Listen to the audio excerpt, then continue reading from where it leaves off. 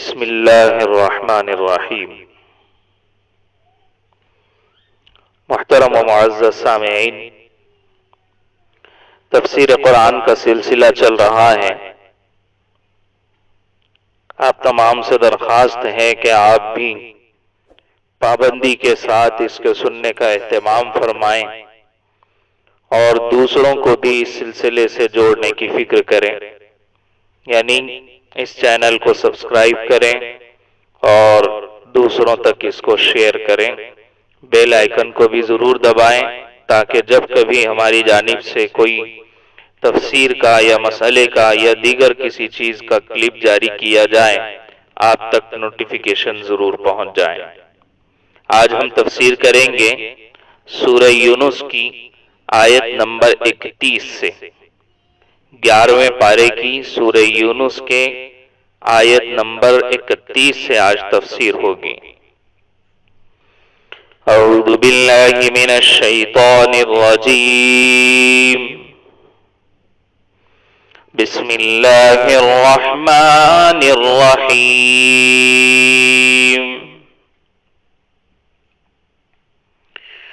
قل من يرزقكم من السماء والأرض أم من يملك السمع والأبصار ومن يخرج الحي من الميت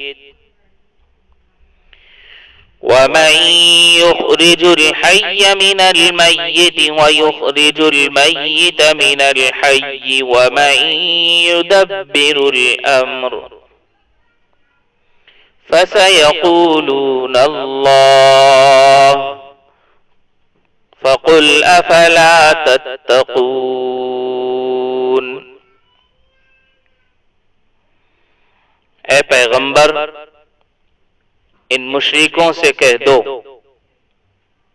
کہ کون ہے جو تمہیں آسمان اور زمین سے رزق پہنچاتا ہے، یا کون ہے جو سننے اور دیکھنے کی قوتوں کا مالک ہے، اور کون ہے جو جاندار کو بے جان سے اور بے جان کو جاندار سے باہر نکالتا ہے، اور کون ہے جو ہر کام کا انتظام کرتا ہے؟ تو یہ لوگ کہیں گے کہ وہ اللہ ہے۔ تو تم ان سے کہو کہ کیا پھر بھی تم اللہ سے نہیں ڈرتے؟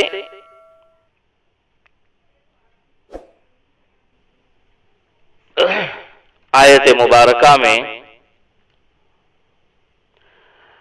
اللہ تبارک و تعالی بڑی شفقت کے ساتھ مربیانہ انداز میں حکمت کے ساتھ مشرکین کی آنکھیں کھولنے کے لیے ان سے کچھ سوالات کر رہے ہیں نبی علیہ السلام کے ذریعے سے۔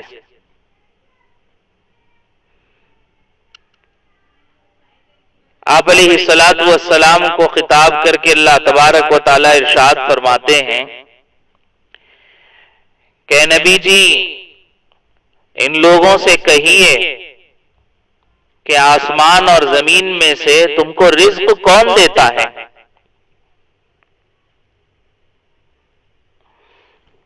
یعنی تمہیں جو رزق مل رہا ہے آسمان کی طرف سے، یعنی آسمان کی طرف سے جو بارش برس رہی ہے، اور سورج کی حرارت ہے، سورج کی روشنیاں ہیں، اسی طرح چاند کی روشنی ہے، اور پھر زمین سے نکلنے والے غلوں میں وہ پانی، وہ سورج اور چاند کی روشنی اثر انداز ہوتی ہے۔ ان دونوں کے ملنے سے انسان کو جو روزی مہیا ہوتی ہے، یہ پورا نظام چلانے والا کون ہے؟ کون دیتا ہے؟ کون آسمان کا نظام چلا رہا ہے؟ کون زمین کا نظام چلا رہا ہے؟ اور اس کے درمیان سے تمہارے لیے یہ پورا رزق کا انتظام کر رہا ہے. اور اسی طرح سے کون ہے وہ جو آنکھوں کا مالک ہے، کان کا مالک ہے، کہ جب چاہے اس کے اندر سننے کی اور دیکھنے کی صلاحیت پیدا کر دے، اور جب چاہے اس کان سے سنوائی کی اور آنکھ سے بینائی کی صلاحیت کو چھین لے، سلب کر لے. اسی طرح مردے سے زندہ چیز کو نکالنا، زندے سے مردہ چیز کو نکالنا. مردے سے زندے کو نکالنے کی مثال جیسے اللہ ایک انڈے سے جو بے جان ہوتا ہے بچہ نکالتے ہیں، نطفے کے قطرے سے جس میں کوئی جان نہیں ہوتی اللہ تبارک و تعالی ایک انسان بنا کر کے کھڑا کر دیتے ہیں، ایک جاندار بنا کر اس سے کھڑا کر دیتے ہیں. اور جاندار چیز سے بے جان کو نکالنا، وہ بھی دیکھیے کہ اللہ مرغی کے ذریعے سے انڈے کو نکالتے ہیں.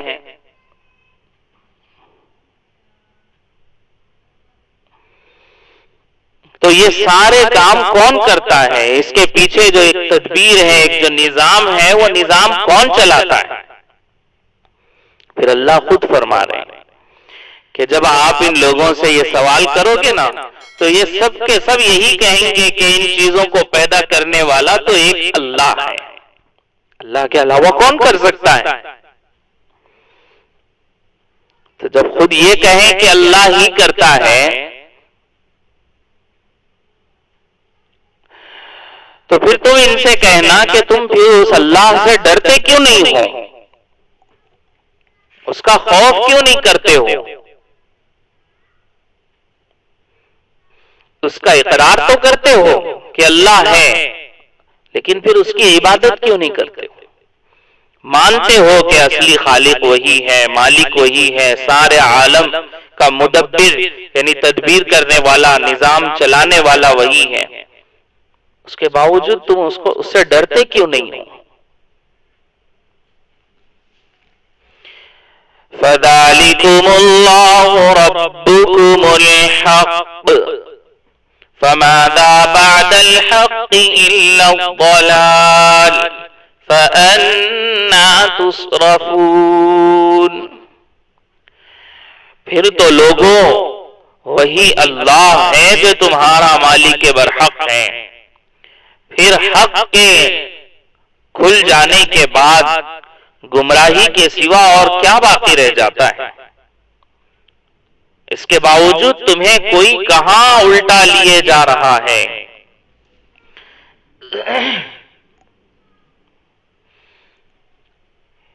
یعنی اللہ کا ہونا جب اس بات سے ثابت ہو گیا اور تم نے خود مان لیا کہ اللہ ہی ہے جو سارا نظام چلا رہا ہے، اس کے اندر تصرف پورے طور پر اللہ ہی کا چل رہا ہے، اتنا اقرار کرنے کے بعد پھر تم الٹے پاؤں کیوں پھر جاتے ہو؟ جب سچا وہی ہے تو سچ کے بعد جھوٹ کے علاوہ اور کیا چیز رہ جاتی ہے؟ بھئی یا تو جو بات کہی جا رہی ہے وہ سچ ہوگی یا جھوٹ ہوگی. جب تم یہ خود کہہ رہے ہو کہ یہ سارا نظام چلانے والے اللہ ہی ہے، تو جب یہ بات سچ ہے تو اب تم جن معبودان باطلہ کو، جن پتھروں کو، درختوں کو اور دیگر چیزوں کو خدا کا شریک مان رہے ہو، وہ سب تو سیدھے سیدھے جھوٹ ہو گیا نا. فَمَاذَا بَعْدَ الْحَقِّ إِلَّا الضَّلَالُ، حق کے صاف اور واضح ہو جانے کے بعد، کھل جانے کے بعد اب اس گمراہی، اب وہ سارے کام جو تم کر رہے ہو وہ گمراہی نہیں تو اور کیا ہے؟ اس کے باوجود تمہیں کوئی کہاں الٹا لیے جا رہا ہے، یعنی اس میں نفس کی طرف اشارہ ہے کہ یہ نفس ہے تمہارا جو تم کو غلط کام کرنے کی طرف کھینچ رہا ہے۔ در حقیقت نفسانی خواہشات ہی ہیں جو انسان کو مخالف سمت میں، الٹے سمت میں لے جاتی ہے۔ اس کو فرمایا فَأَنَّا تُصْرَفُونَ، کہ جب یہ حق سب کچھ واضح ہو گیا، اس کے باوجود تمہیں کوئی کہاں الٹے لیے جا رہا ہے۔ كَذَلِكَ حَقَّتْ كَلِمَةُ رَبِّكَ عَلَى الَّذِينَ فَسَقُوا أَنَّهُمْ لَا يُؤْمِنُونَ، اسی طرح جن لوگوں نے نافرمانی کا شیوا اپنا لیا ہے، ان کے بارے میں اللہ کی یہ بات سچ ہو گئی کہ وہ ایمان نہیں لائیں گے۔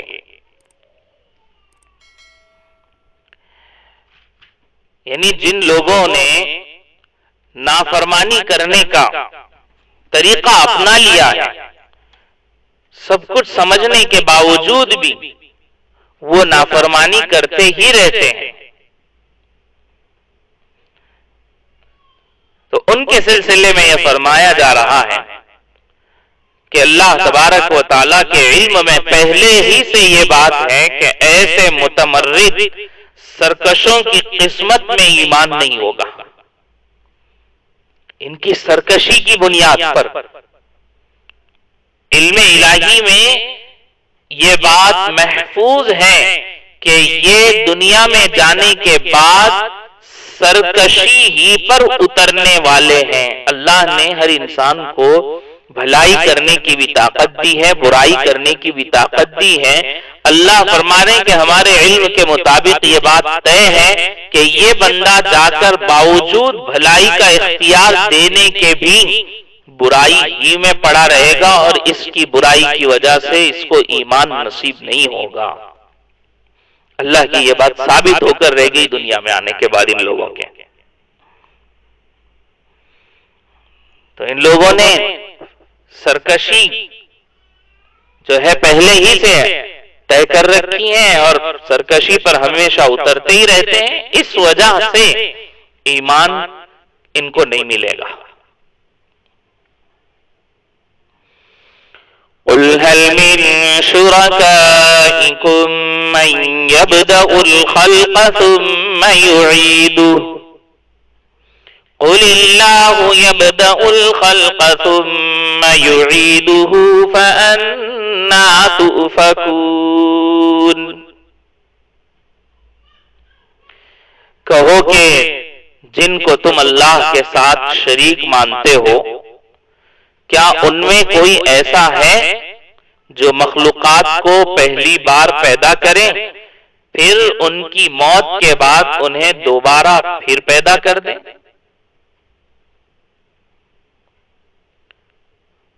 کہو کہ اللہ ہے جو مخلوقات کو پہلی بار پیدا کرتا ہے، پھر ان کی موت کے بعد انہیں دوبارہ پھر پیدا کر دے گا، پھر آخر کوئی تمہیں کہاں اوندھے منہ لیا جا رہا ہے۔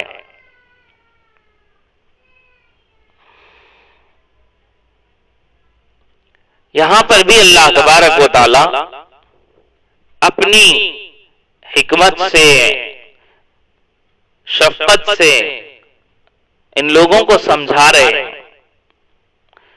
اللہ کے نبی علیہ السلام کو اللہ فرما رہے ہیں کہ نبی جی آپ کہہ دیجئے ان سے کہ اللہ تبارک و تعالی کے علاوہ کوئی تمہارا ایسا معبود ہے جو اس ساری کائنات کو پہلے پیدا کرے؟ یعنی کچھ نہیں تھا اس وقت میں یہ کوئی چیز پیدا کر سکتے تھے، چلیے پیدا کرنے کے بعد اس کو موت دینا اور پھر دوبارہ سے اس کو زندہ کرنا ہے، کیا یہ کام تمہارے یہ معبود کر سکتے ہیں؟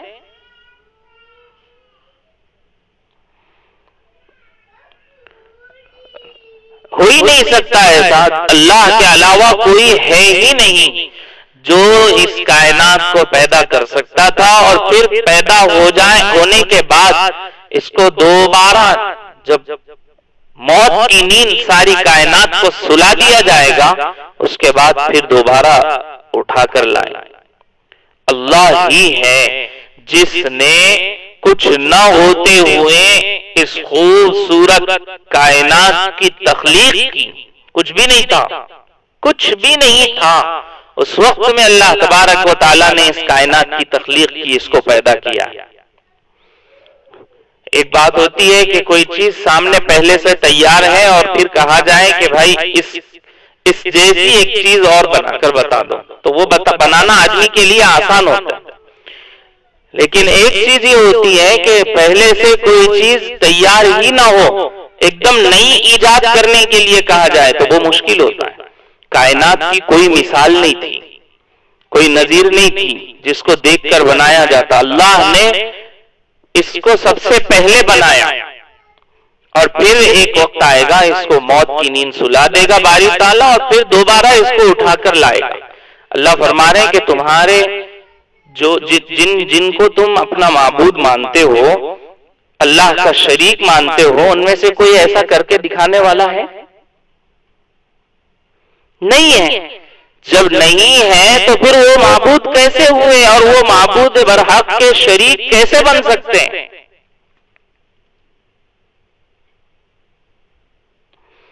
جب اس کائنات کو پیدا بھی اللہ ہی نے کیا اور اس کائنات کو ختم بھی اللہ ہی کریں گے. جیسے کہ تم مانتے ہو کہ اس کو شروع سے اللہ ہی نے بنایا اور اللہ ختم کرنے والے ہیں، اور سننے کی اور دیکھنے کی طاقت اللہ ہی دیتے ہیں اور اللہ ہی چھینتے ہیں، اور موت و حیات سب اللہ ہی دیتے ہیں اور اللہ ہی لیتے ہیں. تو پھر اب تمہیں اس بات میں کیا شک رہ گیا کہ اس کائنات کے ختم کرنے کے بعد دوبارہ اس کائنات کو اللہ تبارک و تعالیٰ بنا بھی سکتے ہیں؟ اب کیوں شک ہے؟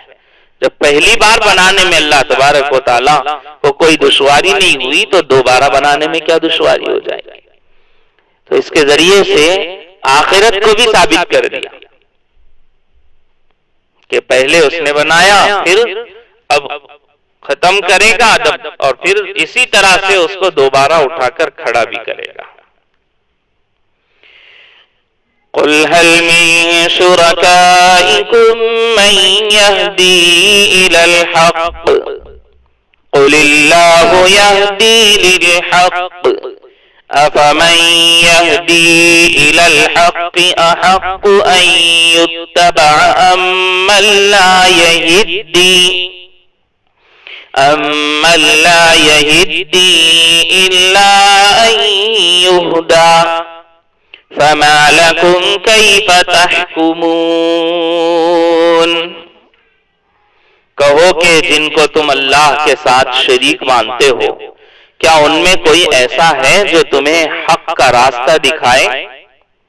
کہو کہ اللہ حق کا راستہ دکھاتا ہے.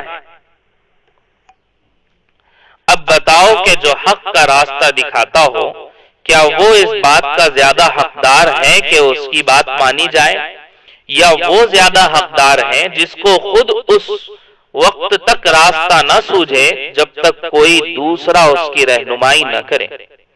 بھلا تمہیں کیا ہو گیا ہے، تم کس طرح کی باتیں طے کر لیتے ہو؟ جب اس کائنات کا بنانے والا بھی اللہ ہے اور واپس دوبارہ اس کو ختم کر کے وہ بنائے گا، تو پھر درمیانی چیز کو تم کیوں بھول جاتے ہو؟ درمیانی چیز کے سلسلے میں تم کیوں شک میں پڑے ہو؟ جب وہی بنانے والا ہے، وہی اس کو ختم کرنے والا ہے اور وہی دوبارہ پھر ان سارے انسانوں کو بنا کر ان کی جزا و سزا دینے والا ہے، تو اب درمیان میں ایک چیز اور رہ جاتی ہے، رہنمائی، رہبری کرنے کی.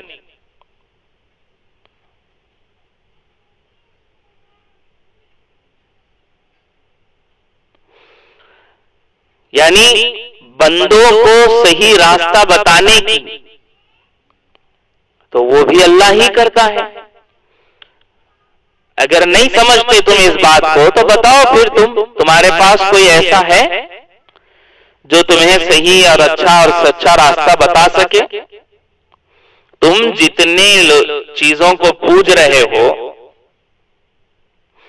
وہ سارے کے سارے اپنی زندگی گزارنے میں بھی اللہ ہی سے رہنمائی لیتے ہیں، چاہے وہ درخت ہو، چاہے وہ دیگر چیزیں ہوں جن کو تم پوجتے ہو، اللہ کی دی ہوئی طاقت کے بغیر نہ یہ پنپ سکتے ہیں، نہ بڑھ سکتے ہیں، نہ اس کے ذریعے سے جو فائدے کی چیزیں تمہارے سامنے آتی ہیں وہ آ سکتی ہے۔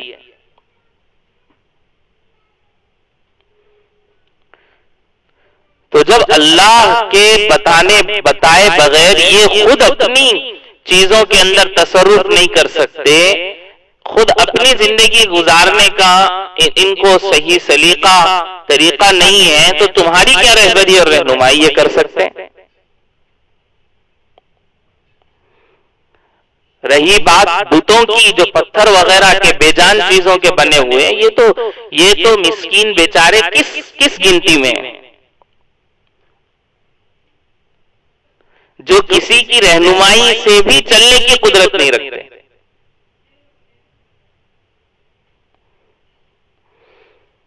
تو اب تمہیں درمیان میں یہ بات بھی ماننا پڑے گی کہ اللہ ہی ہے جو انسانوں کی بھلائی کی صحیح رہنمائی اور رہبری کر سکتا ہے۔ تو قرآن کریم کے ذریعے سے اللہ رہبری اور رہنمائی کر رہا ہے انسانیت کی صحیح زندگی گزارنے کی۔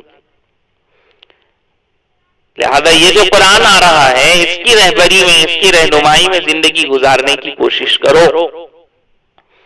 فَمَا لَكُمْ كَيْفَ تَحْكُمُونَ، تمہیں کیا ہو گیا ہے؟ اتنا کھول کر اتنی اچھی طریقے سے قرآن تمہیں ایک ایک بات ترتیب وار سمجھا رہا ہے، اس کے باوجود تم عجیب طرح کی باتیں اپنے طور پر طے کر لیتے ہو،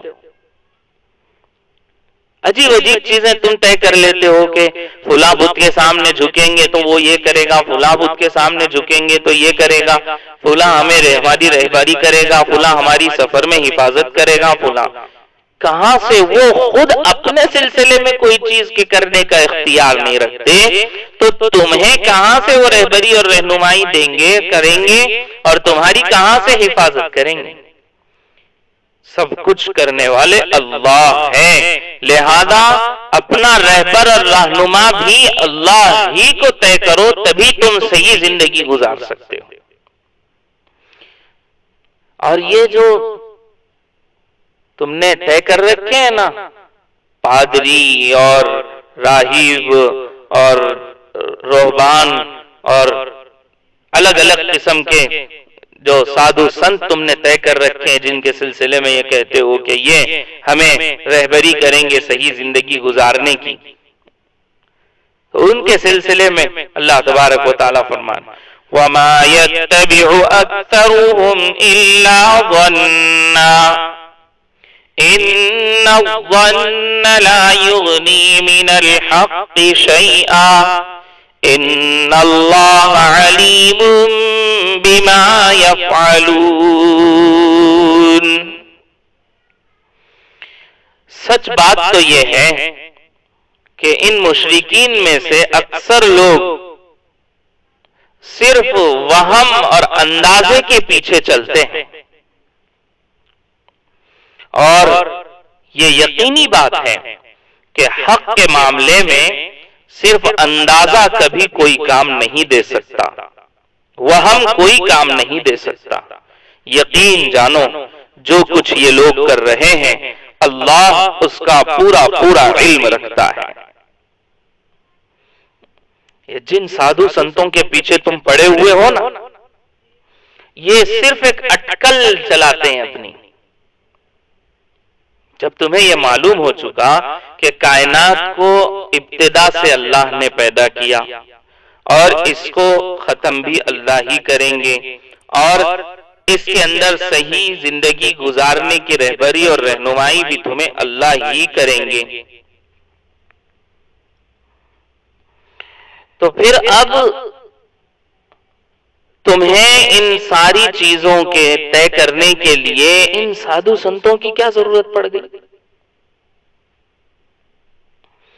ان کے پاس کیا ہے؟ سنو، قرآن کہتا ہے کہ ان میں سے اکثر لوگ جو تمہاری رہبری اور رہنمائی کرنے کا دعویٰ کرتے ہیں، ان کے پاس سوائے ظن کے، خیال کے، اٹکل کے، وہم کے اور کچھ نہیں ہے۔ ساری اٹکل پچو باتیں ہوتی ہیں ان کی۔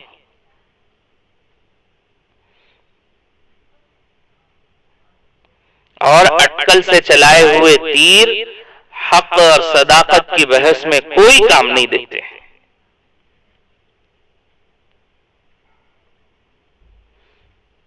تو ان کے پاس صرف وہم و گمان ہے، اس کے علاوہ کوئی چیز نہیں ہے۔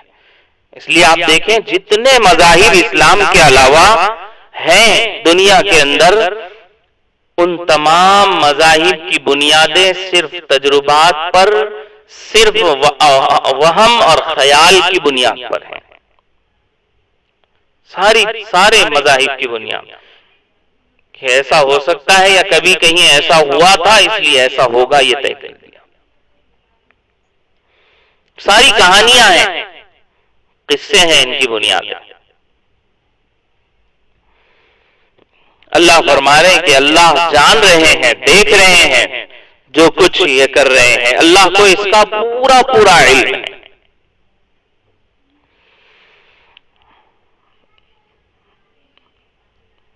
تو پھر اب قرآن کے سلسلے میں کیا؟ یہی تو ہے قرآن جو تمہاری اصل صحیح، اچھی، سیدھی رہبری اور رہنمائی کرتا ہے۔ وَمَا كَانَ هَذَا الْقُرْآنُ أَن يُفْتَرَى مِن دُونِ اللَّهِ وَلَكِن تَصْدِيقَ الَّذِي بَيْنَ يَدَيْهِ وَتَفْصِيلَ الْكِتَابِ لَا رَيْبَ فِيهِ مِن رَّبِّ الْعَالَمِينَ۔ اور یہ قرآن ایسا نہیں ہے کہ اسے کسی نے اپنی طرف سے گھڑ لیا ہو، اللہ نے نہ اتارا ہو، بلکہ یہ وحی کی ان باتوں کی تصدیق کرتا ہے جو اس سے پہلے آ چکی ہیں، اور اللہ نے جو باتیں لوح محفوظ میں لکھ رکھی ہیں ان کی تفصیل بیان کرتا ہے۔ اس میں ذرا بھی شک کی کوئی گنجائش نہیں ہے۔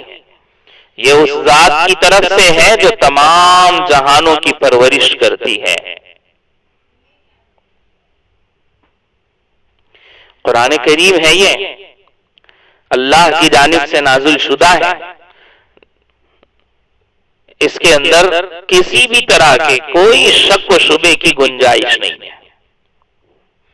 کوئی اس کو گھڑ نہیں سکتا اپنی طرف سے، کوئی اس میں نہ کوئی چیز شامل کر سکتا ہے، داخل کر سکتا ہے، اور نہ ہی کوئی اس میں سے کوئی چیز نکال سکتا ہے، اور نہ کوئی اپنی طرف سے اس جیسا قرآن بیان کر سکتا ہے، اس جیسی کوئی آیت بیان کر سکتا ہے، نہ سورت بیان کر سکتا ہے۔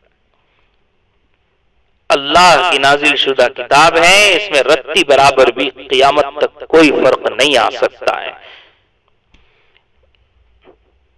اور جو گزشتہ کتابیں نازل ہو چکی ہیں، تورات، زبور، انجیل، اس میں جو وحی نازل ہوئی تھی ان کے اندر کی بھی وحی کی باتیں یہ قرآن یہاں پر بیان کرتا ہے۔ لوح محفوظ میں جو باتیں اللہ کی لکھی ہوئی ہیں وہ باتیں قرآن یہاں بیان کرتا ہے۔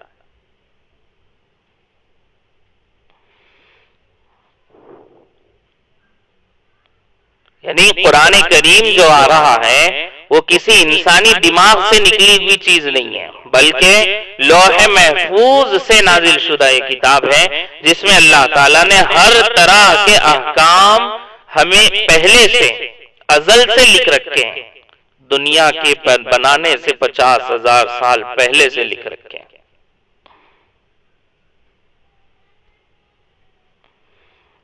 ان ان احکامات میں سے انسان کو جس چیز کی ضرورت ہے، قرآن کریم اس لوح محفوظ میں اس کی ان باتوں کو یہاں پر تفصیل کے ساتھ میں ذکر کرتا ہے۔ اور اگر تم یہ سوچتے ہو سمجھتے ہو کہ یہ انسان کوئی اپنے دل و دماغ سے گھڑ کر بیان کر رہا ہے، قرآن کریم کو یا کوئی بیان کر سکتا ہے، تو لو ہم چیلنج کرتے ہیں۔ کیا چیلنج ہے؟ ام یقولون افتراہ قل فأتوا بسورة مثله وادعوا من استطعتم من دون الله إن كنتم صادقين۔ کیا پھر بھی یہ لوگ کہتے ہیں کہ پیغمبر نے اسے اپنی طرف سے گھڑ لیا ہے؟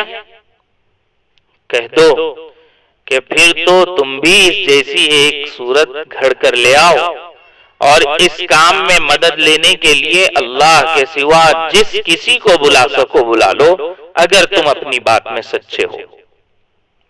چیلنج دے دیا یہاں قرآن نے۔ مشرکین مکہ کہا کرتے تھے کہ نبی علیہ السلام اپنی طرف سے اس قرآن کو بنا کر کے پیش کرتے ہیں۔ قرآن نے یہاں چیلنج دیا، نبی کے سلسلے میں یہ کہہ رہے ہو جبکہ وہ تو امی ہے، کبھی انہوں نے کسی کے سامنے بیٹھ کر پڑھنا سیکھا ہی نہیں، ان کی زبان سے یہ کلام جاری ہو رہا ہے، تو تم یہ کہہ رہے ہو کہ یہ دل سے بنا کر پیش کر رہے ہیں۔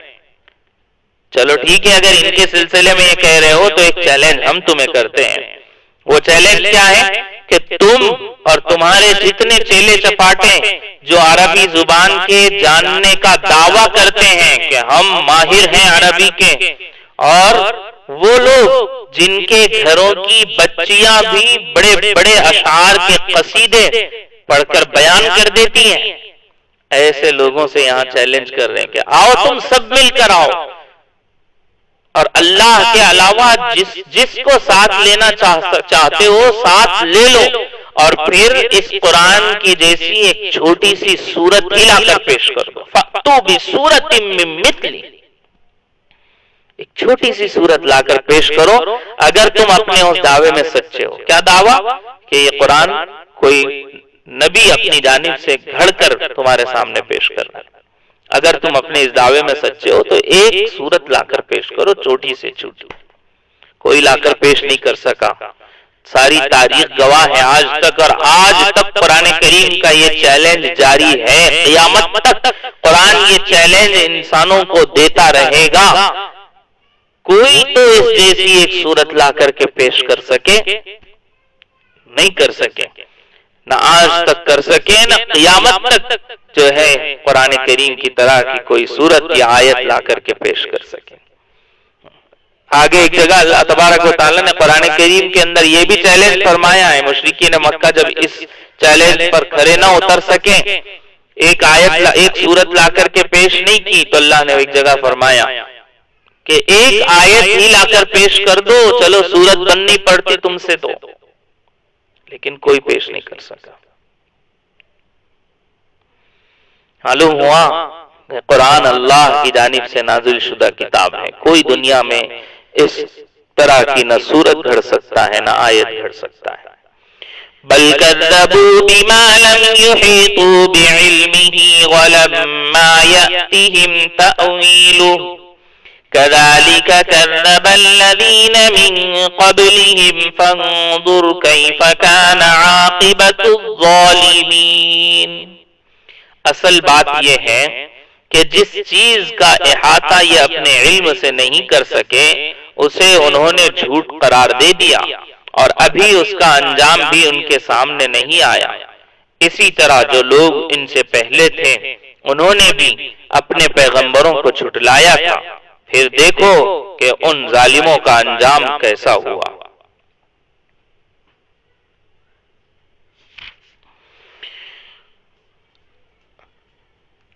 یہاں پر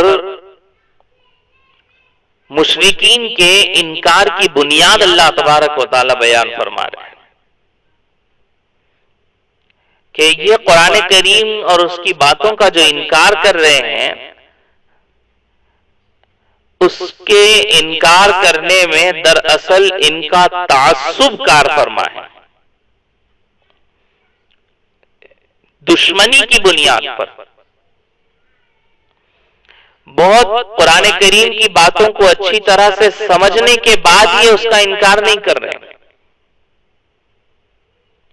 بلکہ محض اپنی جہالت اور کم سوچنے سمجھنے کی صلاحیت کی بنیاد پر.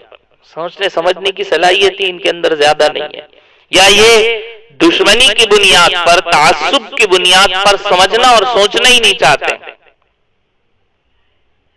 کہ ٹھنڈے دل سے کبھی قرآن کریم جو حقائق بیان کر رہا ہے اس کے اندر غور و فکر کریں، سمجھنے کی کوشش کریں، اس کے بعد کوئی فیصلہ کریں. نہیں، بس ان کے انکار کرنے کے لیے اتنا ہی کافی ہے. قرآن کی بات ہے، بس ہم قرآن کو نہیں مانتے. یہ دشمنی کی بنیاد پر، تعصب کی بنیاد پر انکار کر بیٹھتے ہیں.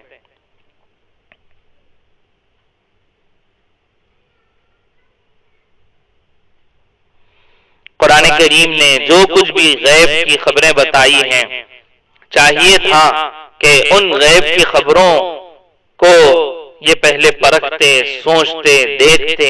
جیسے قرآن نے کہا تھا الف لام میم غلبت الروم، تو جب اہل روم کے سلسلے میں قرآن کریم کی پیشن گوئی جو تھی وہ ثابت ہو گئی، تو اس کے بعد تو کم سے کم یہ سوچ سمجھ کر کے ان کو اسلام ایمان کی طرف متوجہ ہونا چاہیے تھا کہ قرآن نے جو بات کہی تھی وہ سچ ہو گئی.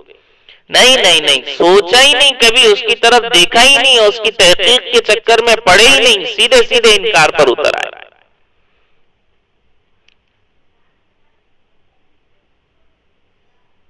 اللہ فرمانے کہ انہی کی طرح سے گزشتہ انبیاء کی قوموں نے کیا تھا،